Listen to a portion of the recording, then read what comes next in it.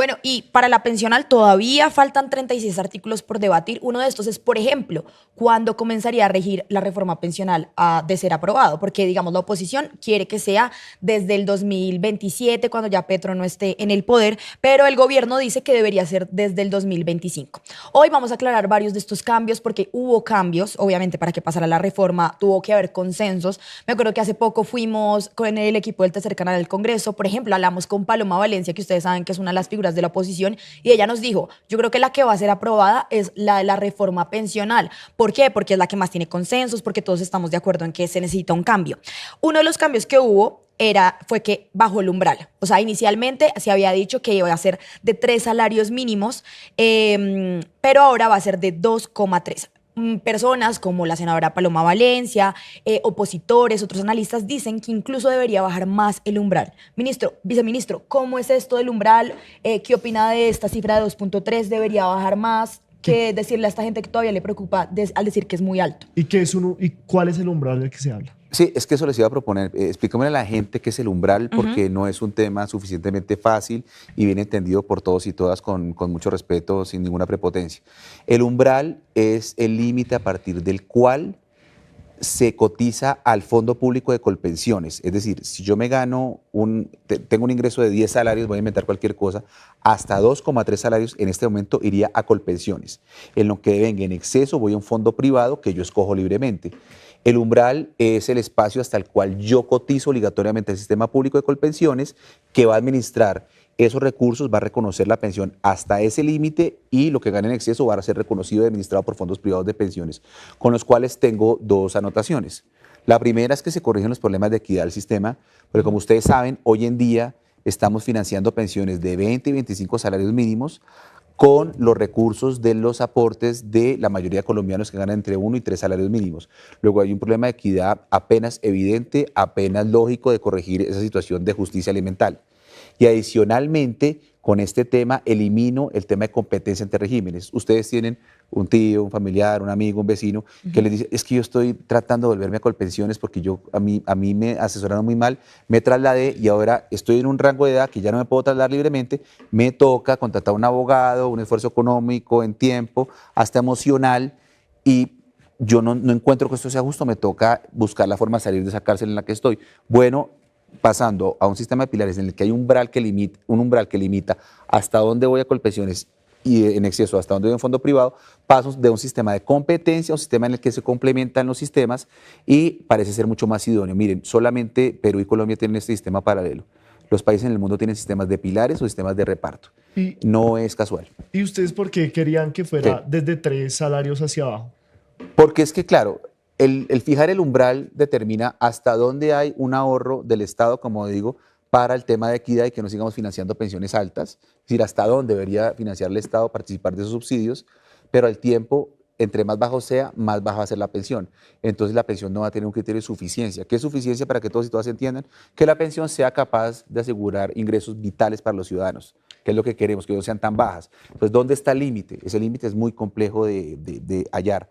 Ese equilibrio entre el interés macroeconómico del Estado y el interés social lo hemos fijado en 3, pero producto de los consensos, como ya dijo Laura, de la negociación en el Parlamento, está en este momento en 2,3, lo que no significa que sea el umbral de la reforma, porque tenemos todavía dos caminos por recorrer, tanto en Comisión Séptima de Cámara como en Plenaria de Cámara.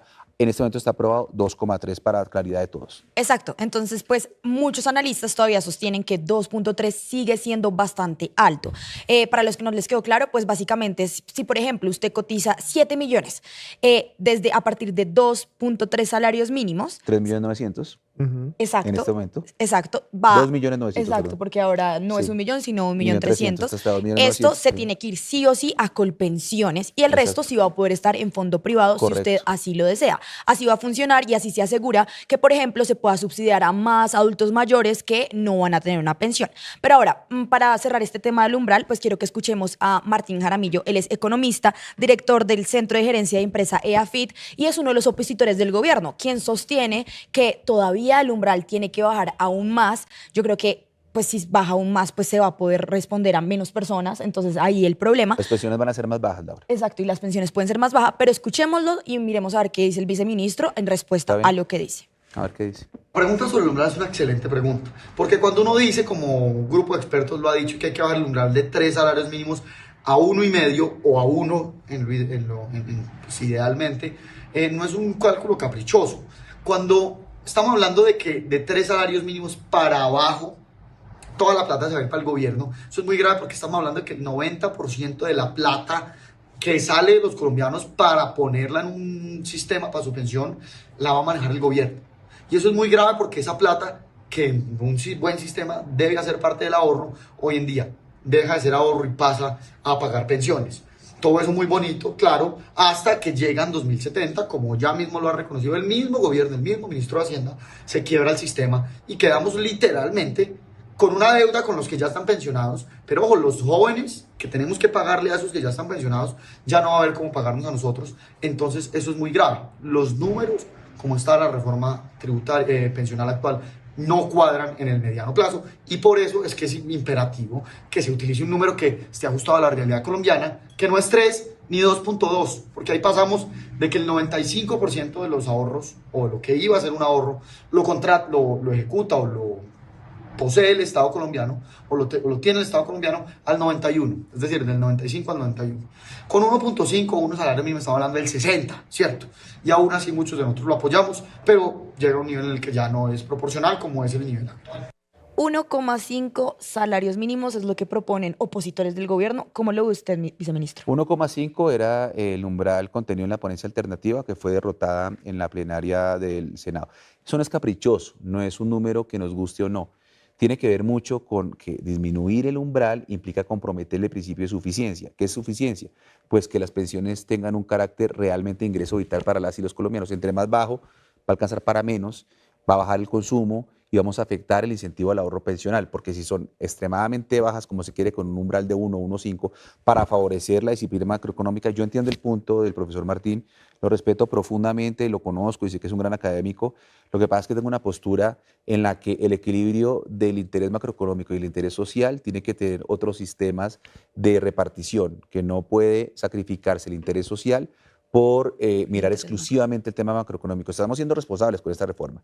Podríamos no hacer reforma y que se sigan financiando y subsidiando pensiones de 25 salarios, pero eso no es sostenible en el tiempo. Entonces, nuestro interés es que justamente el enfoque social, el enfoque de suficiencia, tenga un respaldo de suficiencia financiera, macroeconómico, pero sí hay que aclarar que no es que el gobierno diga que a 2070 no van a haber recursos. Miren, la reforma tiene una cláusula de revisión cada 4 años para mirar lo que se denomina parámetros, las edades, las semanas requeridas, las tasas de reemplazo. ¿Por qué?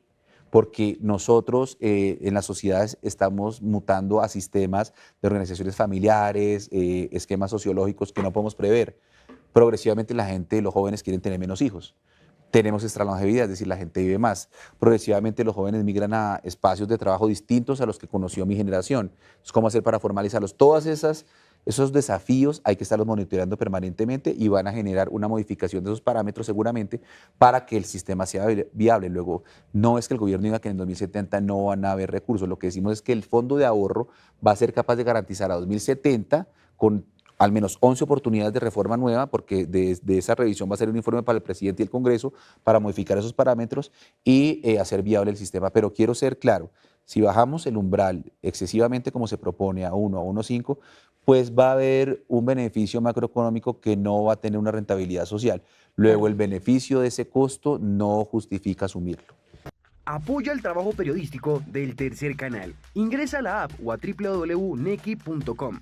En la app ve al signo pesos y elige la opción enviar plata o a la opción recargar. Recuerda que en la página web escoges la opción recargar. Ingresa a la aplicación o a la página web de DaviPlata. Dale clic a la opción pasar plata.